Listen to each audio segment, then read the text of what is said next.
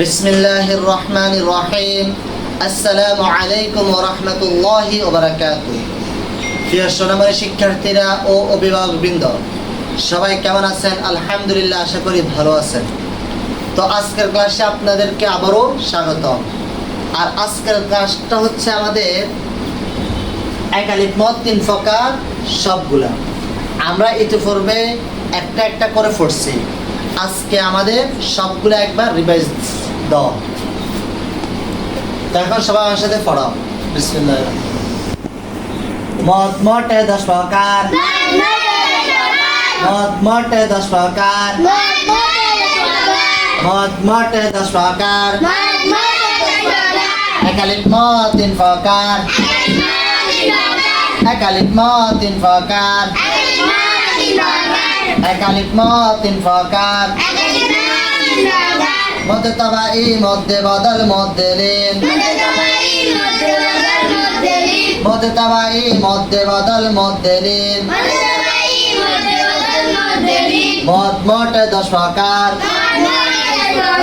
এক আলিফ মদ তিন প্রকার, মধ্যে তাবাই মধ্যে বদল মধ্যে লিন, মদ মোটে 10 প্রকার, এক আলিফ মদ তিন প্রকার, মধ্যে তাবাই মধ্যে বদল মধ্যে লিন। বলো তো মদ মধ্যে সবাই বলো।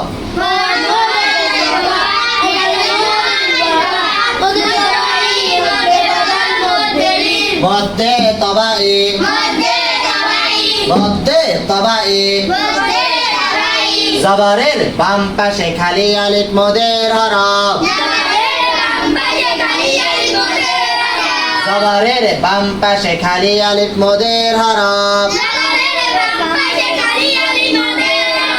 পেশের বাম পাশে জজমাল ওয়াও মদের হরফ, পেশের বাম পাশে জজমাল ওয়াও মদের হরফ, জেরের বাম পাশে জজমাল ইয়া মদের হরফ,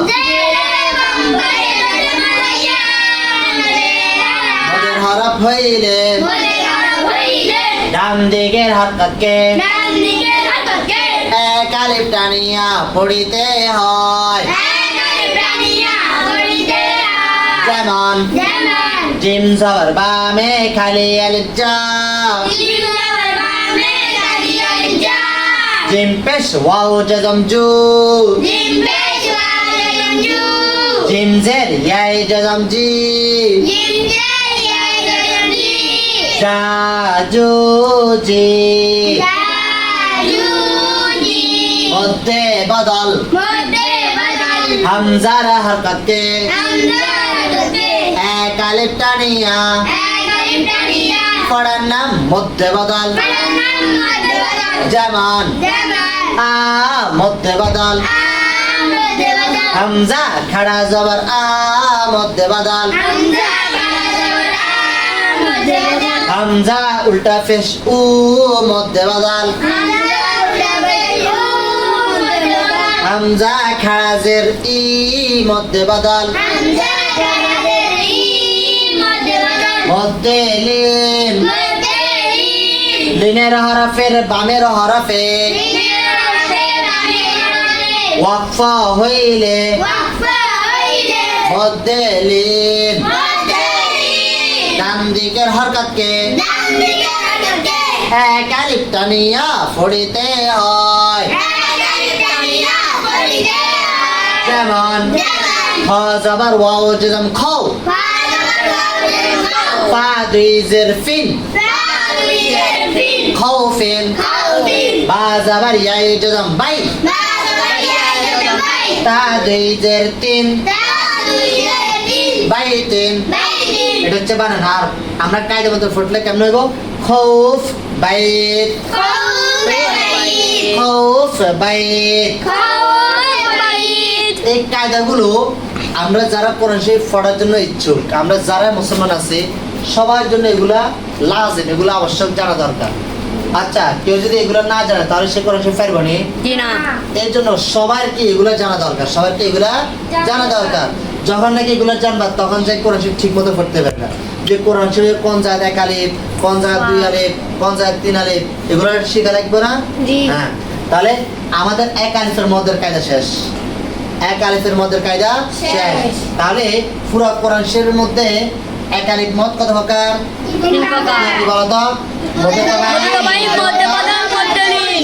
তাহলে পুরো কোরআন শরীফের মধ্যে এক আলিফের কায়দা আছে কয়টা? তিনটা। এক আলিফের কায়দা আছে কয়টা? তিনটা।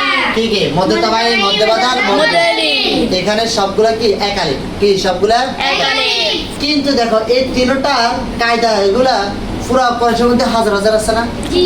অনেক কায়দা আছে, অনেক কায়দা আছে, কায়দা আছে। বুঝতে পারছে? জি। তাহলে আজকে আমাদের পড়া হচ্ছে কি এক আলিফ মত তিন প্রকার, এগুলা সবগুলা মধ্যতাবাই। আমি আরেকবার পড়াই দিই, হ্যাঁ? এখন শুধু শুনবা, এখন শুধু শুনবা আমি কেমনে পড়ি, তোমরা এরকম ভাবে পড়তে দেখবা।